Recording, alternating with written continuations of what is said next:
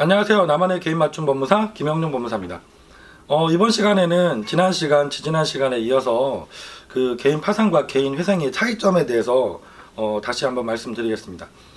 오늘은 그 중에서 그 채무 면책의 범위, 채무 조정 수준이 어떻게 다른지 이 부분을 다시 한번 구체적으로 말씀을 드리려고 합니다.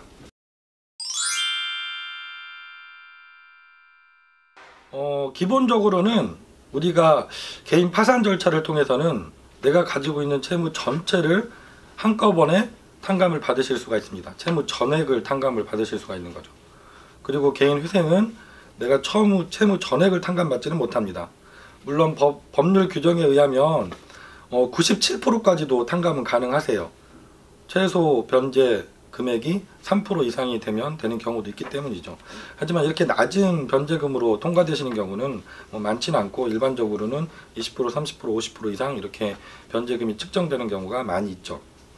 그래서 개인 회생은 개인 파산처럼 채무 전체를 탕감받는 제도는 아니고, 내가 법원에서 결정받은 월 변제금을 변제기간 3년 또는 5년 안에 변제를 다 하고, 그리고도 최종적으로 변제가 안 되고 남은 잔여 채무를 탕감을 받는다고 생각을 하시면 됩니다.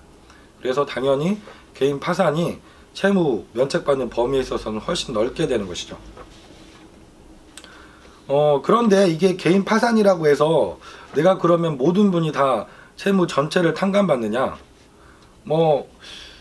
이론적으로 생각하면 채무 전체를 탕감받는 게 맞습니다. 하지만 구체적으로 들어가면 내가 파산 절차를 진행해서 채권자들이 배당받지 못한 채무 전체를 탕감받는 것이죠.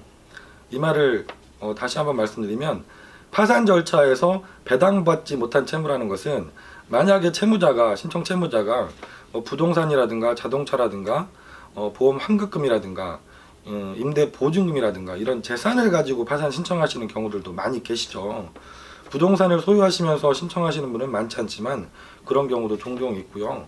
대부분의 임대차 보증금을 갖고 계시거나 보험 환급금이 150만 원을 초과해서 압류금지 범위를 초과해서 많이 있으시거나 중고 자동차를 소유하고 계시거나 이런 분들이 상당히 많이 계세요.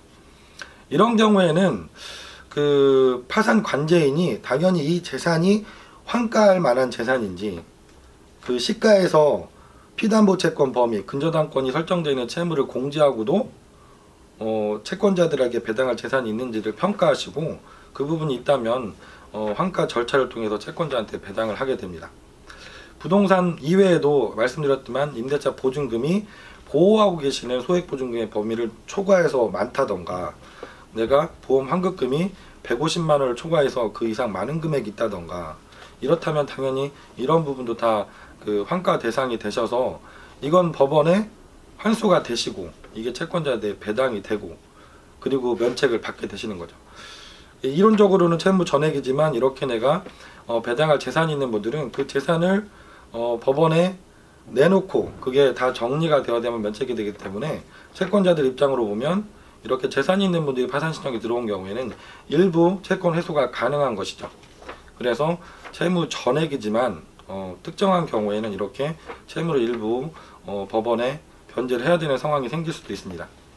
이 이외에도 내가 신청 전에 재산 처분을 했는데 이게 부인권 대상 행위라던가 편파 변제 의심이 가는 사항이라든가 이런 경우에는 원칙적으로는 파산관제인 부인의 소를 제기하고 절차를 진행해야 되지 맞지만, 실무에서는 채무자에게 그 문제가 되는 부분에 해당되는 금액을 법원에 임의 출연을 해서 돈을 내고 재량 면책을 받자 이렇게 그 제안하시는 경우들도 많아서, 이런 경우에도 내가 채무 전액이 아니라 일부분은 법원에 이렇게 돈을 내시고 그리고 면책을 받게 되는 경우들도 종종 생기고 계십니다.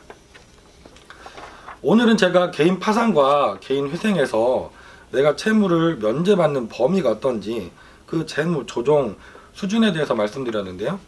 원칙은 개인 파산은 내가 갖고 있는 채무 전액을 면책받는 절차이고, 개인 회생은 내가 변제기간 동안 납부하게 되는 총 변제금을 이외에 갚지 못하고 남은 잔존 채무를 면책받는 절차입니다. 그 이외의 구체적인 사항들은 개인 파산 신청하실 때 상당히 중요한 부분이거든요. 내가 개인 파산으로 신청하시게 되면 혹시라도 법원에서 문제가 돼서 이미 환수를 해야 되는 금액은 없는지 그걸 미리 준비하시고 들어가야 되기 때문에 이 부분은 정말 실무를 많이 경험하신 전문가 상담을 꼭 받아보셔야 할 부분입니다. 김영룡 법무사였습니다. 감사합니다.